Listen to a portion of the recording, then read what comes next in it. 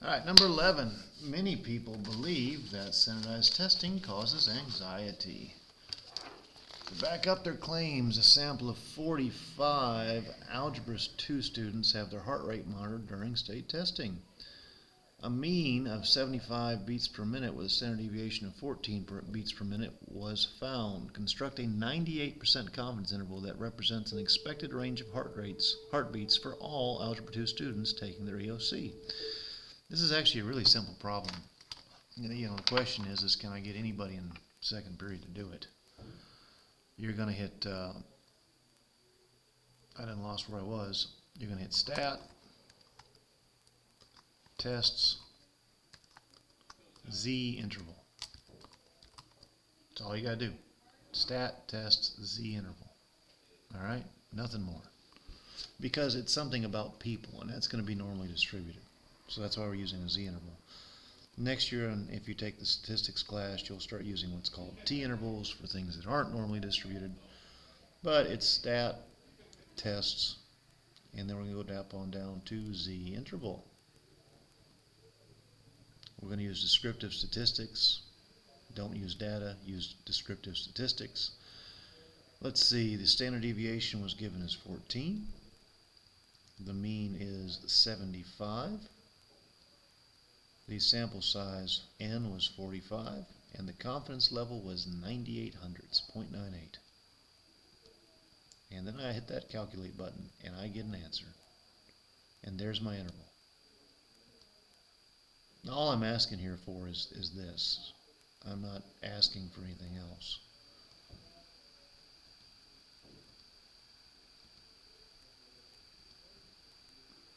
That seems low, like I had a typo.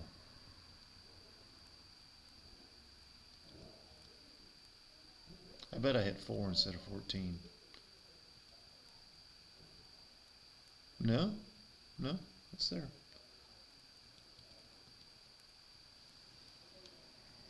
I just thought that would be higher than that.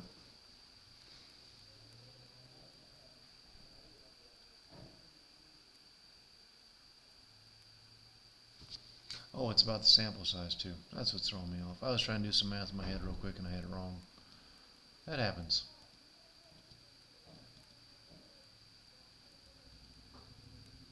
Anyways, this is what I get.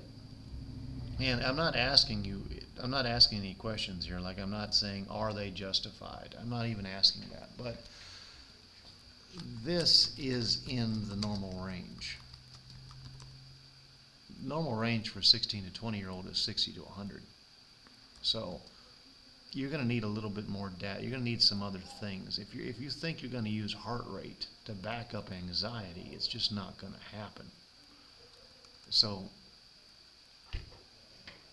they needed something better is what they need.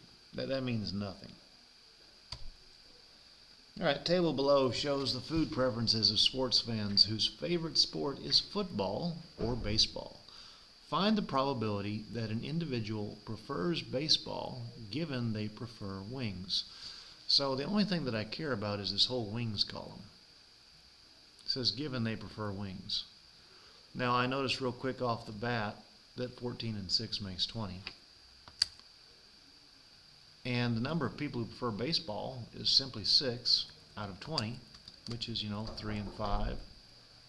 Be up there in just a minute. Sorry, divide by 2, 3 and 10, which is 30%. I'm willing to bet that's Toddy. All right, sorry about the interruption. Moving forward, 13, the probability of passing Algebra 2 is 60%.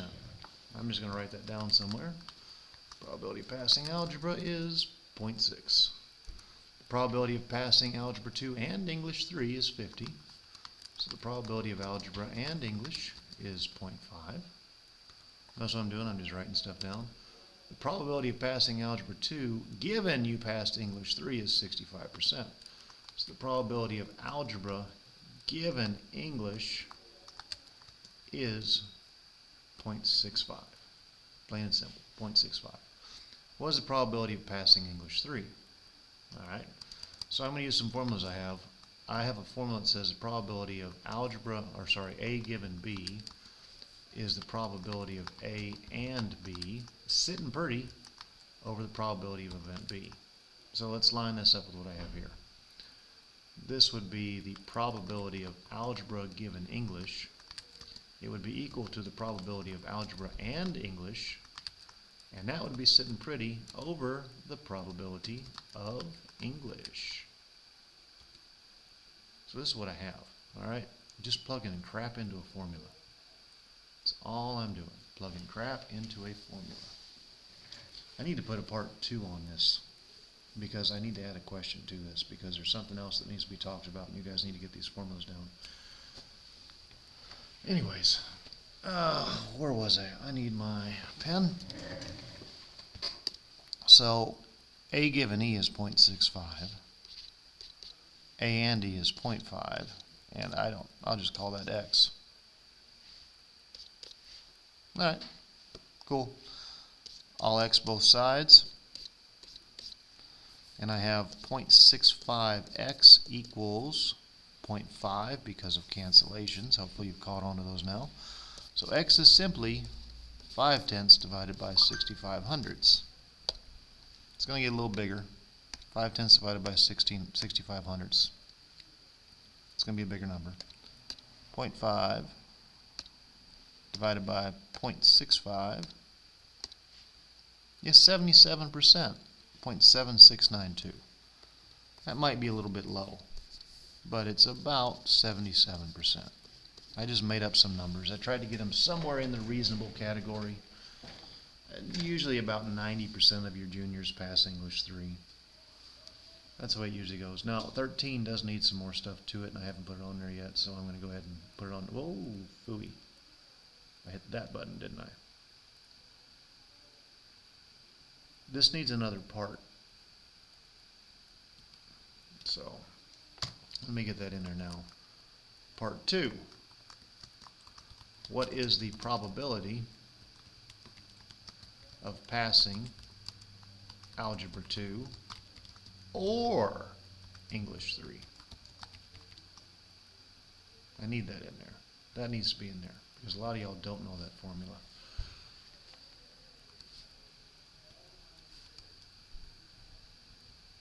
Let's just move that over there so I don't forget it. Remember, I just discovered that the probability of passing English is 0.77. Just discovered that. Alright, so let's use our little formulas here. The probability of events A or B is going to be, and this is if dependent, the probability of A plus the probability of event B minus the overlap, the AND statement. Now I'm talking about math and English, so the probability of algebra or English would have to be the probability of passing algebra plus the probability of passing English, take away the probability of algebra and English. Alright, so again, I don't know this piece, but I know the probability of passing algebra is 0.6. I know that the probability of passing English is 0.77. And I know the probability of passing both is 0.5. So I just do the math, kids. I should get 0.87. So passing one or the other is 87% or 0.87. That's the idea. Passing one or the other, maybe both, 0.87. And that's it for 13. I just need to go ahead and remember to put that in on the twin. These are pretty simple. You could do it by hand if you wanted to. And I'm just sitting here trying to remember what the exact formula is, because we're doing a permutation.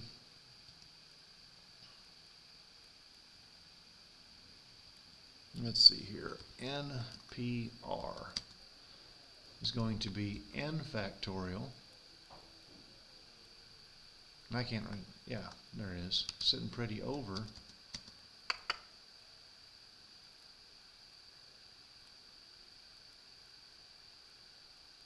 been a minute.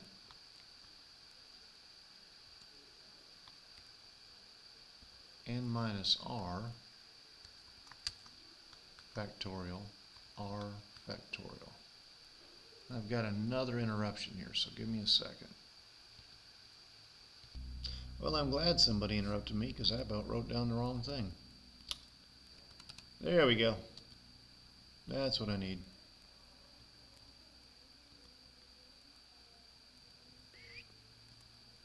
I was giving you the combination formula. And CR is going to be n factorial, sitting over n minus r, and I know that, factorial r factorial. That's NCR.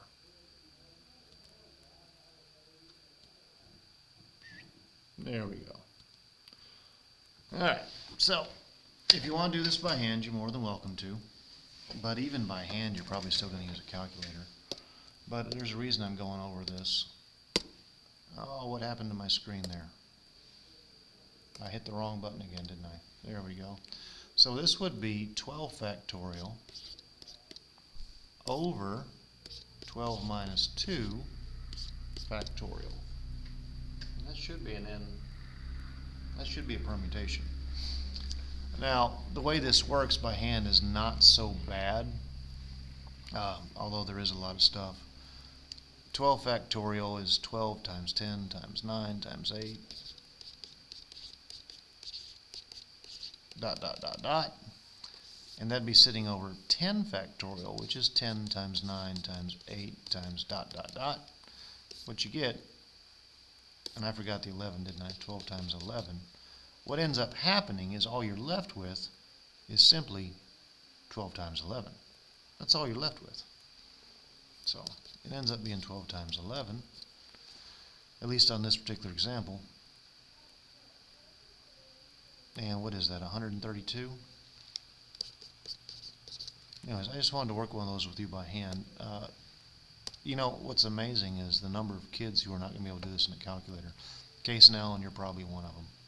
I'm just going to call you out. It's pretty simple doing a calculator. You hit 12, you go to math, you go to probability, you choose the one with a P, and you put a 2. And it's 132. Alright, next up is NCR, which should be n factorial over n minus r times factorial r factorial. This is 18 choose 3. So it would look like this. It would be 18 factorial sitting over 18 minus 3, which is 15 factorial, and then you would have 3 factorial. That is how you would do a combination. Now, there's some stuff here you can do, and a lot of things cancel. If you thought about writing it out, 18 times 6, 17 times 16 times 15, all right, dot, dot, dot. Here you'd have 15 times 14 times 13, dot, dot, dot, times 1. And then you'd have times 3 times 2 times 1 for the 3 factorial. What you discover is all this stuff disappears. It does, doesn't it? You know, if it's 18 times 17 times 16, sitting over 3 times 2 times 1. And I'm just going to do some stuff real quick, because these can be done in your head if you think about it. 18 over 3 is 6. 16 over 2 is 4. And that's what I actually have to find if I'm doing the math in my head. What is that going to be? That's going to be 24 times 17.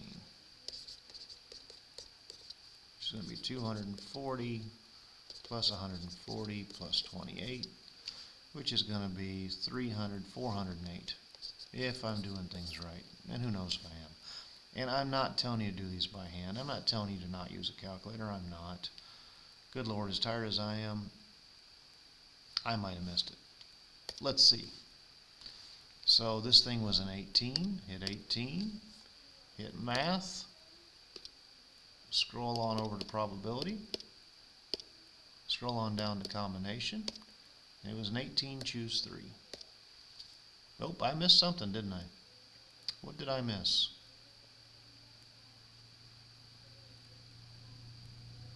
I don't know. Missed something though.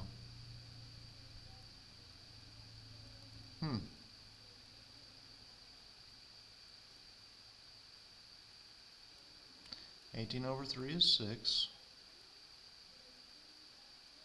Oh, that's supposed to be an 8. Yeah. That'll do it. So that would have made this 48. Good thing I checked, right? Anyways, don't do it in your head. Correct answer was 816. I love it when I try to teach something I screw up. Love it. 16. If you have to choose between 3 pairs of pants, 6 pairs of shoes, and 12 shirts, how many distinct outfits could you have? And this is the fundamental counting principle. She is the fundamental counting principle. Let's see, I have 3 pairs of pants. I have 6 pairs of shoes. I have 12 shirts. So it's going to be 3 times 6 times 12, which should be 216. But again, let's check me.